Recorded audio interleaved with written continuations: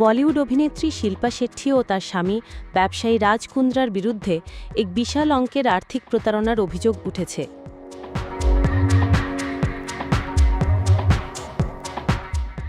মুম্বাই পুলিশের অর্থনৈতিক অপরাধ শাখায় দায়ের করা মামলায় বলা হয়েছে, তারা best deal TV private limited নামের তাদের কোম্পানির মাধ্যমে ৬০.৪৮ কোটি রুপি প্রতারণার মাধ্যমে হাতিয়ে নিয়েছেন।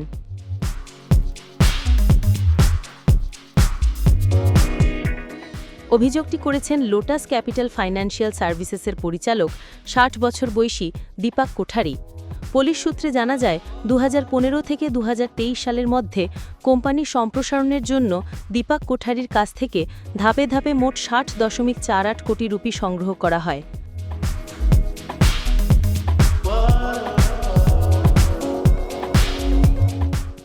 প্রথমে শিল্পা ও রাজ বিনিয়োগের প্রস্তাব দেন এবং পরে তাকে ঋণ আকারে অর্থ দিতে রাজি করান। বিনিময়ে প্রতি মাসে লাভের অংশ এবং নির্দিষ্ট সময় পর মূলধন ফেরতের প্রতিশ্রুতি দেন তারা।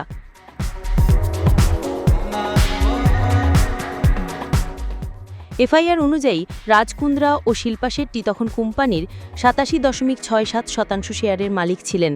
Best deal TV private limited ছিল একটি অনলাইন শপিং ও রিটেল প্ল্যাটফর্ম।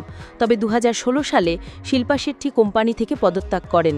পরে কোঠারি জানতে পারেন, একই ধরনের প্রতারণার আরেক বিনিয়োগকারীর মামলা চলমান এবং কোম্পানির বিরুদ্ধে দেউলিয়া ঘোষণার প্রক্রিয়া শুরু হয়েছে।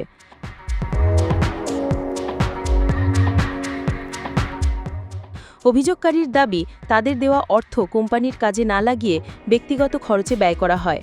প্রাথমিক তদন্ত শেষে মুম্বাই পুলিশের অর্থনৈতিক অপরাধ শাখা জুহু থানায় মামলাটি নথিভুক্ত করেছে। মামলায় রাজ কুন্দ্রা ও শিল্পা শেট্টির সঙ্গে আরও এক অজ্ঞাত ব্যক্তির নামও অন্তর্ভুক্ত রয়েছে।